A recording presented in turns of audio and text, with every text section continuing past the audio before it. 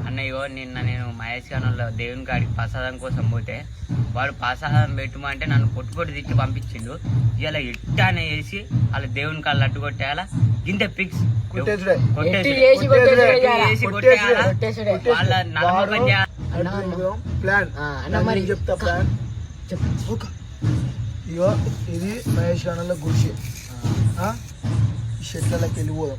అన్ని సెట్లు అనుకున్నా వెనకకి వెళ్ళిపోదాం. అదే నిచ్చన్నా ఓకే వెనకకి వెళ్ళిపోదాం. ఓకే